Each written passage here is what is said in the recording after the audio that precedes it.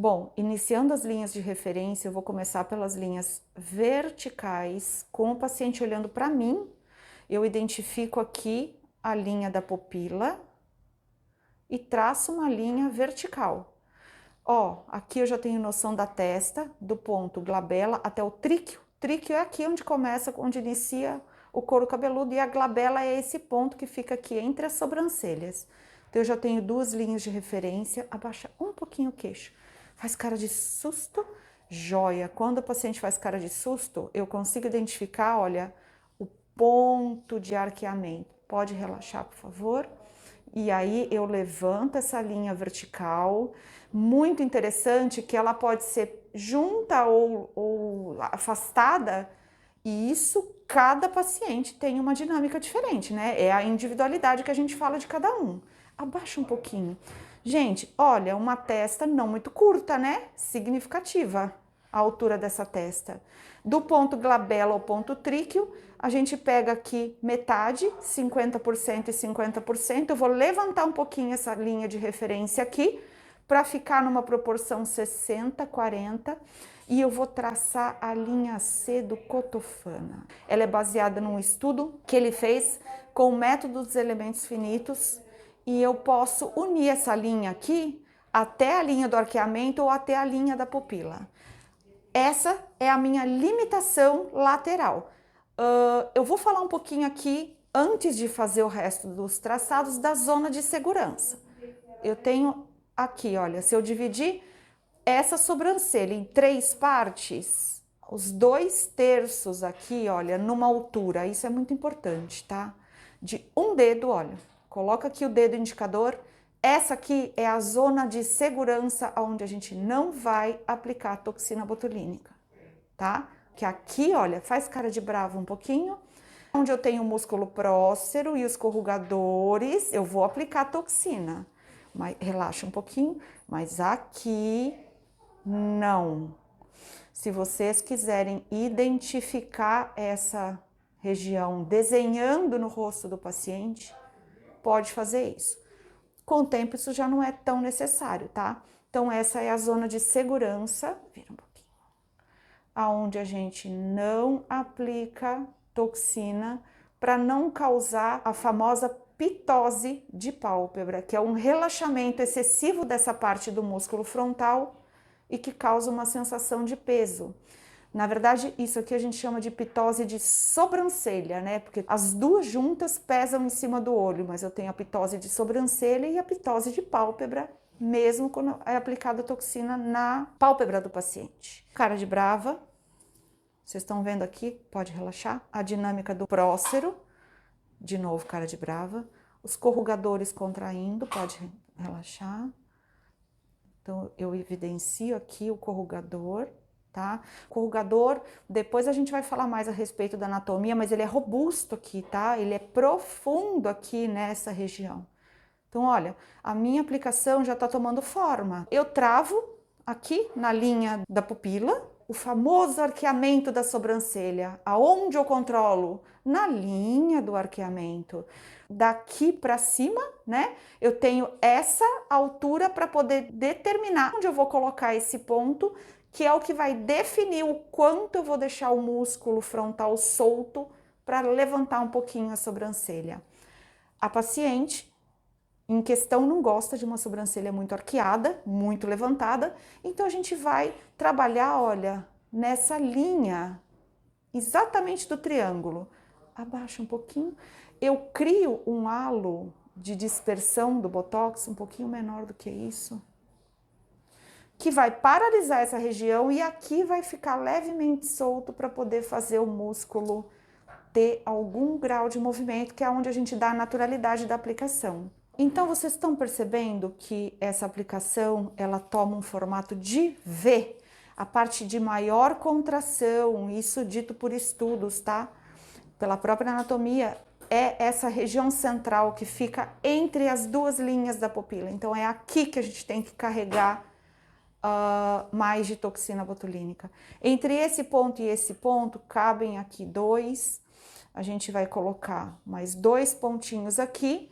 Bem, finalizada essa marcação Dá para vocês verem que a aplicação ela ficou realmente em formato de V. A gente está respeitando aqui a zona de segurança, aonde se aplicada a toxina a gente pode causar peso na sobrancelha, peso na pálpebra, principalmente se o paciente ou a paciente tiver excesso de pele na pálpebra superior.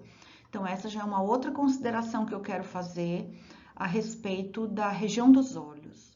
Observem muito bem, antes de aplicar toxina, antes de pensar no arqueamento da sobrancelha, avaliem a quantidade de pele da pálpebra superior do paciente de vocês. Se for um paciente que nitidamente, ou uma paciente que nitidamente tem indicação para blefaroplastia, cuidado na hora de limitar o arqueamento da sobrancelha, porque o relaxamento do frontal vai recair sobre os olhos e vai dar uma sensação de peso sobre a pálpebra superior, tá? Então, sempre que possível, mantenham o arqueamento para não perder o efeito lifting que é dado pelo próprio músculo frontal em pacientes que têm excesso de pele na pálpebra superior. Infelizmente, esse paciente que tem excesso de pele, ele vai ter que manter o movimento do músculo frontal na linha de arqueamento, porque se vocês limitarem o arqueamento, ele pode sentir um peso em cima dos olhos e isso pode causar um grande desconforto, tá? Então, naqueles casos onde ainda sobram aquelas ruguinhas, que a gente vulgarmente chama de ruguinhas de Wi-Fi, na linha do arqueamento, esse paciente ele vai ter que aceitar essas ruguinhas, porque o músculo precisa permanecer ativo nesse caso, para não causar esse peso na pálpebra superior, ok? Então, no próximo slide, a gente vai falar a respeito dos halos de dispersão. Dependendo da quantidade de toxina que vocês aplicam, vocês vão criar um halo de dispersão que varia de 0,5 a 1 centímetro, dependendo da quantidade de toxina aplicada. Dá para imaginar que ao redor de cada ponto de aplicação, tendo um halo de dispersão, esses halos acabam se unindo e a gente acaba tendo o efeito da toxina botulínica numa área um pouquinho maior. Vamos ver isso no próximo slide, então. Está aí a representação dos halos de dispersão, com o desenho da musculatura da mímica, já com os pontos de anestésico tópico. No canto externo do olho, um único ponto de aplicação de 5 unidades. E eu fiz aqui a representação dos músculos da mímica, para vocês terem ideia dessa representação no rosto, tá? A aplicação de toxina em formato de V, deixando toda essa região do músculo frontal livre, respeitando a zona de segurança e os halos de dispersão, onde a dispersão do produto vai fazer a união de todos esses pontos. Nessa visão fica mais nítido aqui em azul claro o triângulo que vai permanecer contraindo. Gente, é muito importante vocês esclarecerem isso para o paciente de vocês. Ele acha que o Botox causa um efeito de lifting. E é justamente onde a gente não aplica Botox que a gente tem o efeito lifting. A partir do momento que eu paraliso a parte central do músculo occipito frontal e o prócero e os corrugadores, essa região do meio da testa, entre as sobrancelhas, não vai ter movimento. Então, eu só continuo tendo movimento dessa região lateral. Por isso é que a gente tem o efeito lifting. Então, expliquem para os pacientes de vocês que o lifting é dado onde não tem Botox. Então, a gente consegue diminuir ou limitar o arqueamento no retoque, mas a gente não consegue fazer a sobrancelha arquear no retoque. Porque se ele compreende que onde tem Botox o músculo não movimenta, ele vai compreender com facilidade esse mecanismo de arqueamento da sobrancelha, tá ok? No slide anterior, vocês viram na dinâmica a paciente realizando cara de brava e cara de susto. E aqui eu fiz um print da tela para a gente poder fazer a avaliação do arqueamento da sobrancelha. A paciente, ela está um pouquinho desconfortável com esse excesso de arqueamento e nós programamos um pequeno retoque para limitar um pouquinho o arqueamento dessa sobrancelha, tá? O que eu quero dizer com esses casos que eu tenho mostrado para vocês aqui em vídeo é que a maioria dos pacientes precisa ser reavaliado no pico do efeito com 15 dias. É muito importante que vocês façam essa reavaliação no 15º dia, porque eu, como conduta clínica, eu prefiro deixar a sobrancelha arqueada e poder ter a possibilidade de conduzir a limitação do arqueamento com um pequeno retoque, do que aplicar um ponto muito baixo na linha do arqueamento e ficar impossibilitada de resolver um peso na sobrancelha da paciente, que ela vai ter que depois ficar com esse desconforto por alguns meses aí, ou a gente vai ter que entrar com outros recursos para tentar acelerar a contração muscular na região. Então, por hábito, eu prefiro deixar a sobrancelha arquear e depois eu faço a correção caso haja qualquer tipo de desconforto. Nesse caso, foi conduzido um pequeno retoque para limitação do arqueamento da sobrancelha, que vocês vão ver no vídeo logo na sequência. Na contração do prócero e do corrugador, eu não tenho grandes considerações a fazer aqui. A toxina agiu, inibindo bem ou relaxando bem o músculo prócero e os corrugadores. Só tem uma consideração que eu preciso fazer aqui com vocês, que é a respeito das linhas marcadas aqui, que são consequência da contração dos corrugadores. É uma linha que já está em repouso, marcada como uma cicatriz na pele da paciente. Então, essas rugas, elas necessitam de uma intervenção com outros procedimentos para que elas possam ser suavizadas. Quais as opções que a gente tem aí nesse caso? A associação de fios lisos de PDO, que são fios de bioestimulação de colágeno, que devem ser introduzidas em formato de hashtag, ou seja, 5 no sentido vertical e 5 no sentido horizontal, que vão promover a bioestimulação em média por 1 ano e aproveitar essa bioestimulação durante o efeito da toxina botulínica para ter uma performance melhor ainda desses fios lisos.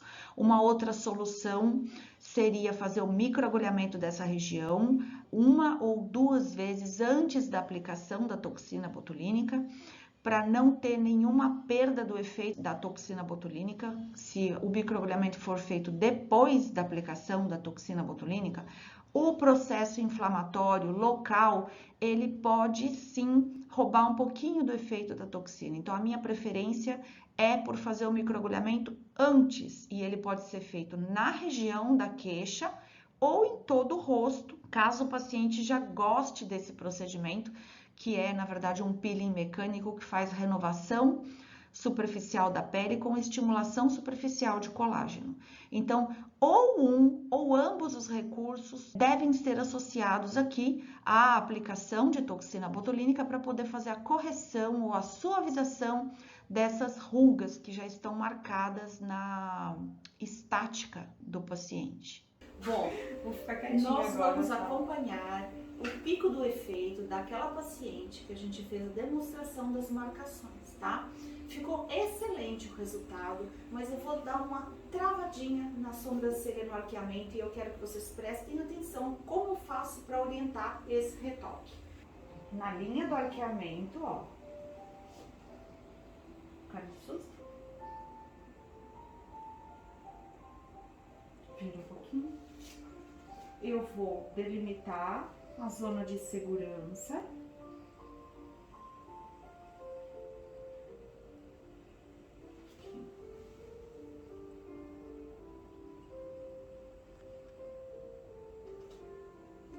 E a gente vai colocar acima da zona de segurança um pontinho de 1,25 apenas. Muito bom! Então, nesse print dá para vocês verem o ponto, toque e a quantidade de toxina utilizada nesse retoque foi de 1,25, só realmente para limitar um pouquinho o arqueamento da sobrancelha, tá? Então, essa aplicação foi finalizada dessa maneira e foi necessário um retoque que foi feito nos exatos 15 dias após a aplicação inicial.